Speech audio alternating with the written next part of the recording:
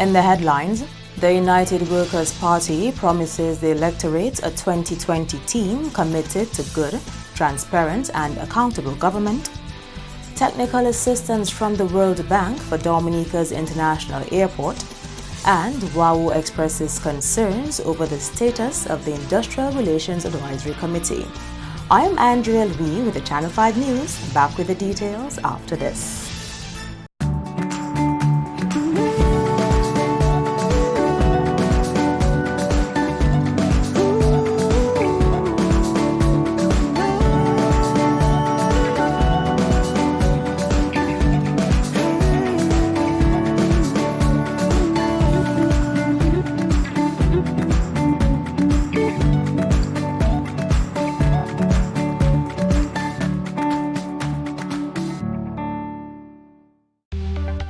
Here are some tips to reduce mosquito presence in and around your home. Keep water storage containers properly covered. Remove containers that can collect water from your surroundings. Keep garbage bins tightly covered.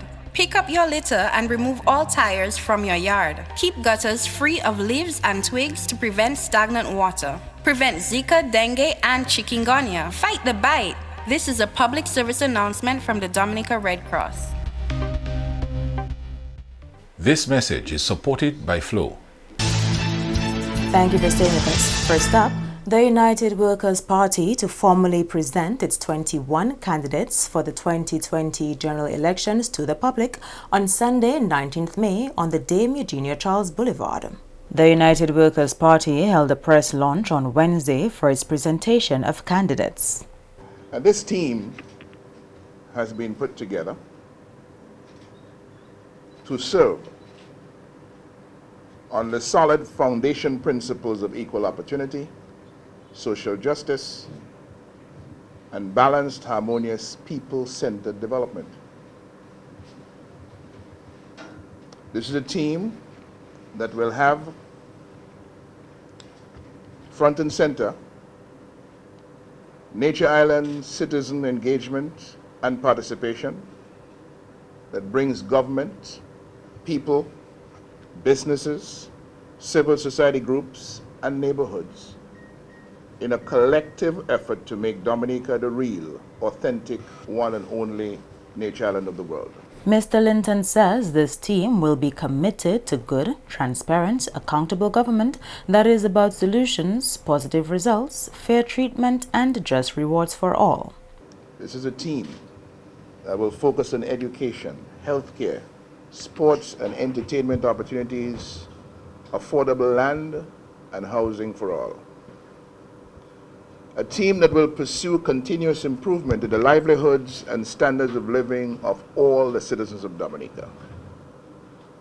A team that will fix its attention on civility, responsible global citizenship, and respect for diversity and unity of purpose in all citizens. A team that will ensure a return to a culture of values, attitudes and behaviors that will allow our ecosystems, our biodiversity to support our sustainability. A team that will ensure disaster prevention and management systems to prevent loss of life, avoid fatal damage to administrative, social, and economic systems, mitigate damage to public and private property, and achieve speedy recovery and reconstruction in times of natural disaster. The presentation of candidates takes place on Sunday, 19th May, between 3 and 10 p.m. on the Bayfront. In other top stories, the government of Dominica to receive technical assistance from the World Bank to improve air transportation in the country. Last week, the World Bank completed a mission to Dominica, which Prime Minister Skerrit says will help in advancing the country's plans for an international airport. The World Bank has had a field mission here in Dominica in the hope of designing a project geared at improvement and resilience in air transportation. Central to this project, we hope, will be the possibility of accessing the technical capacity that government requires to manage, administer, and implement the International Airport project. We know that the World Bank can provide access to that capacity, and we look forward to the engagement on this project in the very short term. Mr. Skerritt says technical assistance from the World Bank will also help with operations at the country's 2 airports. The World Bank has agreed, has indicated their willingness to provide us with this technical advice, not only on the processes involved in the construction of International Airport, but addressing some observations at both the Douglas Childs Airport and the Canefield Airport to allow us to be more technologically advanced and also to ensure that our airports can be ICAO compliant, Dominica now being a member of ICAO. In more developments, the concerns of LIAT employees and the sustainability of the airline were among issues which received attention in this year's May Day address by Secretary-Treasurer of the Waterfront and Allied Workers Union, Curtis Augustus. Here is Julian Morris with more. Augustus highlighted the impact of the financial difficulties on the airline and its employees and voiced concern about its future. Our May Day celebration and observation is being held at a time when our regional airline LIAT is under serious financial threats of shutting down, putting a number of workers' jobs throughout the entire region in jeopardy. LIAT, at the time that we had discussions with the management, needed an instant injection of approximately $6 million. The actual figure is $5.4 million to stay afloat. A proposal from the shareholder governments and management. The shareholder governments are Antigua, Barbados, Dominica, and St. Vincent. Required the workers to accept a 10% cut in salaries, which was initially rejected, started by the pilots. However, in the end, the other trade unions were able to influence the pilots to accept a 6% cut. We are still unsure today as to the status of LIAT. There was one statement in the press where the chairman, Dr. Ralph Gonzalez, spoke to the imminent collapse of LIAT. But good, we had the chief executive officer saying that LIAT will continue to fly. In other trade union news, the WAU is expressing optimism at the possibility of resolving talks on a long-standing benefits package for port workers. The Waterfront and Allied Workers Union is in the process of negotiating a compensation package for port workers whose wages were cut by some 33% when the Port Authority took over the operations of both the Longshore and the Stevedore in the year 2001. We are nearing a resolution of this long outstanding impasse, and our hope is that by the next round of negotiations and discussions, we shall be able to bring some finality to the process. The Waterfront and Allied Workers Union has expressed concern over the status of the Industrial Relations Advisory Committee. Curtis Augustus spoke on this and other issues of concern to the union on Monday. A committee set up to advise the Minister of Labor on labor issues is totally non-functional, and there seems to be no urgency to revive it. The chairman of that committee is our labor commissioner. The union is exploring discussions, first with the Dominica Employers Federation in relation to the retirement age and the penalty for early retirement. Following the discussions between WAU and the DEF, discussion we hope to jointly approach the Dominica Social Security for some detailed discussion and hopefully a resolution of the concerns. Since independence in 1978, Dominica has never attended or participated in an International Labour Organization conference, even if it has ratified 26 ILO conventions. You are watching the Channel 5 News. Stay tuned for more after the break.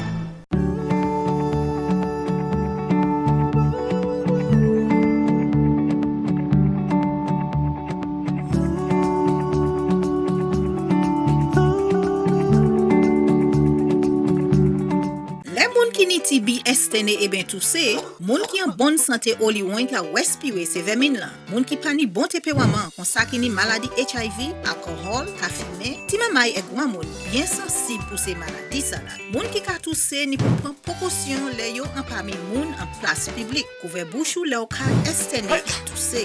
Visiter docteur e ben place santé. Fini tout traitement yo ba ou sa joine guérison et puis maladie TB. En responsabilité ou aider du bout sime maladie TB et HIV, protéger corps et les autres. Welcome back. A survey on the movement of people in and out of Dominica post-Hurricane Maria to get underway soon. This is among plans of the International Organization for Migration, IOM. The IOM is an intergovernmental organization that provides services and advice concerning migration to governments and migrants, including internally displaced people, refugees, and migrant workers. Team leader of the IOM, Jan Willem-Wegdam, says other partners have expressed interest in doing the survey. This is in collaboration with the Ministry of Planning and with the Caribbean Development Bank. I hope that the coming month that the funds will be released, and then immediately we will start doing that survey because everyone is super curious. We also are looking if we can do more surveys. We also see now that there is a large number of travelers from Haiti and Dominican Republic coming into Dominica, and we want to see what their situation is. So how many people are coming, where are they staying, what type of people are they, are some of them maybe moving on or maybe returning back. Wegdam says this information will allow the IOM to better help government in ensuring the safety of migrants. We're trying to do also to get a more grip on that situation and maybe support or the government and also the migrants to see if they are safe, if the whole process is safe, that there is safety, that the process is regular, and that there are no smuggling or illegal activities linked to it. The IOM team leader explains the results of this survey can prove beneficial for Dominica. Well, this is our core mandate. This is what we're for. So we promote regular, safe, and legal migration. And we believe that people should be able to move as long as it is regular. And there are all kinds of benefits for the people themselves. They might get an income for a country like Dominica to have more laborers. For instance, if you would look at Dominicans moving abroad, they often send money back to the family, which is a tremendous support. There's been a tremendous support also for the reconstruction of Dominica. So those processes we advocate for, and we try to support the different parties and stakeholders involved in those processes. Dominica will be heading into the 2019 hurricane season with much better equipped emergency shelters. Julian Morris explains. Over the past year, several buildings have been repaired and will be available for emergency use later this year. In 2017, Dominica activated 140 shelters, 32 of which were rendered unfit for use after Hurricane Maria. That meant the country entered the 2018 hurricane season with only 108 official shelters. The local government commissioner, who is also chairman of the NEPO Emergency Shelters Subcommittee, says he is less anxious about the number of emergency shelters entering the 2019 hurricane season. Things are much better than 2018, sorry. Things are much better than 2018. Of course, you're clearly aware of our challenges in 2018 because we had been devastated by Hurricane Maria, and so a number of our shelters were impacted. What we have seen post-Maria is that a number of persons have built stronger. We are seeing a number of shelters coming on board because a number of schools in last year had not been repaired. They have since been repaired, so they are going to be included on the list. So we are going to have a greater stock this year as opposed to last year. The International Organization for Migration IOM and Dominica Association of Local Community Authorities DALCA have been instrumental in restoring damaged emergency shelters. Toussaint says despite the increased number of emergency shelters, there is still the concern of some communities lacking a shelter. We still have some areas where challenge in terms of shelters, but one of the things that we did last year, we developed what we call a neighborhood approach. So persons are offering their homes for persons to come in, but they have clearly articulated that they don't want it to be published. But we have the arrangement. We've had our difficulties in the southeast that we've taken care of in the southeast, in the Wetika, River Civic, Monjon area, and we have developed that neighborhood approach. In other areas, we continue that same neighborhood approach. Persons are offering their homes, but do not want it to be published. We respect that, but we know that we are catering for each and every person in Dominica. We do not want, when we are impacted by hazards, that people are saying they do not know where to go. Currently, the $2.4 million Laye Resource Center and Emergency Shelter is under construction. The goal is to have that building completed and ready for use by July this year. And the trade union movement has been challenged to defend what is right, even if it means persecution. Father Branko John made the point during a May Day service at the Wawu Hall on Monday, using the example of Stephen in the scriptures who was martyred for his message. Is our organization prepared to go against the status quo if the status quo needs to hear what we have to say? Sometimes we can be cowed into our shell because we're afraid of what the might of the status quo will say about us. Workers' unions were born from the philosophy that the human person should not be sacrificed at the altar of work, upholding the rights of workers through a just wage, adequate rest, safe working conditions, unemployment benefits, injury and disability subsidies, pensions and parental leave, and work that upholds moral integrity and personal dignity. John Paul II spoke about this in 1981 and continued to speak about it. The union must be prepared to stand with its members, the workers, for the good of the person. Father John says trying to bring about change requires courage, as a change is often resisted. We don't always like change. It can be difficult for us to accept. We like things as they are because we're accustomed to it as it is.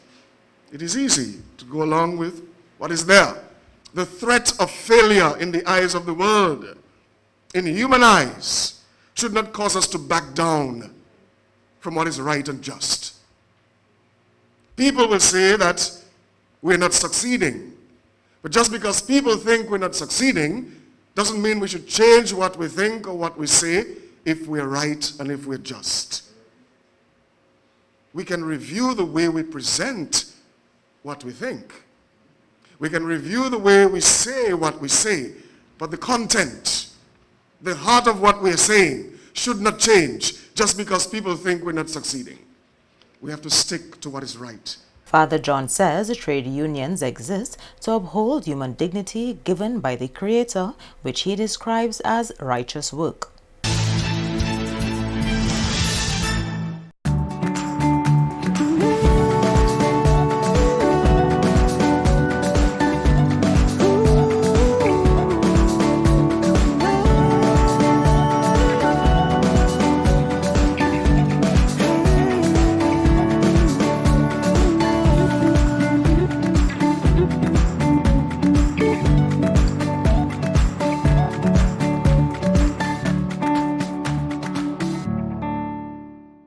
Craft is a certain art that creates expression, and one of the things that we do as craft persons, we transfer that expression of self, that expression of value into our products is like coming from within, coming from everything that I have and feel, and then it comes out perfect. It's been over 18 years since I've been involved in craft, and it's all through experimenting with different materials, different products. I use a lot of vegetable tanned leather, which is the rawhide, to do my craft, and I get the opportunity to decorate it and to bring out my creation and my spirit within the craft. The work is generally handmade, and that is the unique and authentic thing about craft, is that there's your fingerprint, and a lot of people appreciate the fingerprint of the artist. One of the greatest joys is actually seeing a satisfied customer, especially for a unique piece, and they're like, yes, that is for me, and that is mine. That is really a joy. I am proud to be part and parcel of this big engine that fuels the island and the tourism industry. My name is Vanessa Lisa Winston, and I am happy that tourism is my business.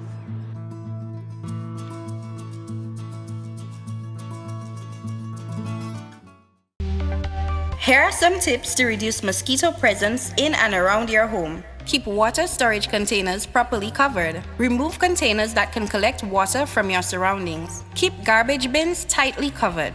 Pick up your litter and remove all tires from your yard. Keep gutters free of leaves and twigs to prevent stagnant water. Prevent Zika, dengue, and chikungunya. Fight the bite.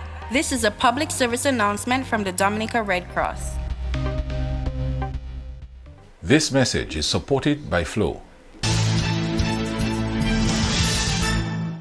To end the news, the headlines again. The United Workers' Party promises the electorate a 2020 team committed to good, transparent and accountable government.